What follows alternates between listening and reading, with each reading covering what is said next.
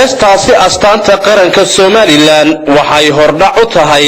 xaflad habeenkii xalayta ahayd ay qabsadeen ururka dhalinyarada ee Somda taasi oo loogu wanqalayay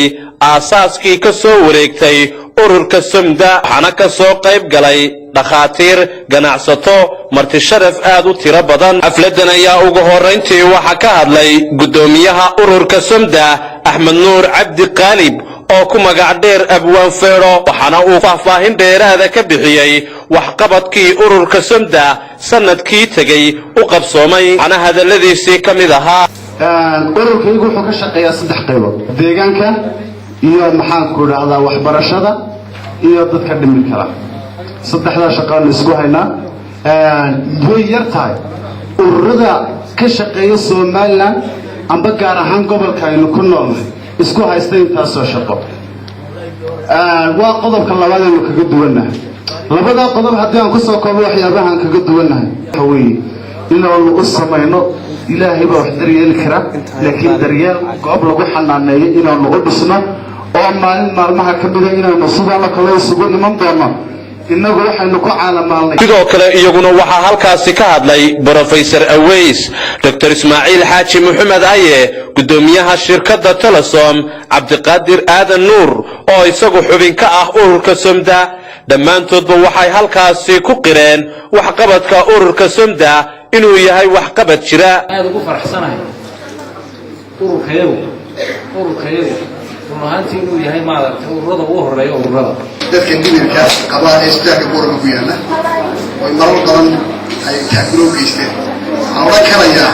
ururahaan iyo bulshahaanba waa ciddii u gacan badnayd ee meesha soo martay mar labaad iyo mar saddexaad waxaan leeyahay dadkii soo abaabulay waad mahadsantihiin wax kaloo jiraada ma garanayo billahi tawfiiq ka dhex dhashay wuxuu la qaban karo markuu intaa fahmaa intuu dadka kale hooyo aad iyo aad ugu salaamaya ku soo dhawow ururka Somda iniga oo mahadsan waxaan leenahay dadweynuhu waa dhalinyaro hore u qaatay idinkuna ku day ururka Somda arkaysa runtii waa hilkayadii oo maskaxda iyo dareenkayga yirdaanaga badan habeenkii xalayta ahayd ayaan iyaduna waxa aanan ka maqnayn isbarasho guud oo dadweynihii xafladan ka soo qayb galay xubnaha ururka halkaas la isku barayay waxaana intaasi ku dheeraa ciyaaraha dadka degan gobolada Awdal Salal iyo Gabilay oo halkaas lagu soo bandhigay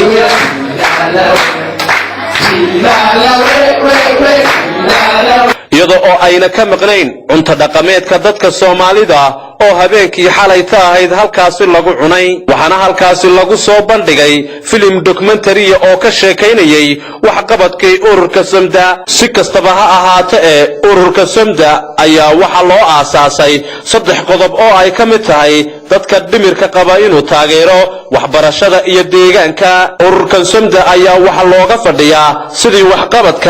waxqabad ballaaran ay u soo gudbin lahaayeen Axmed Ciiltire Raya TV hotelka Maana Guest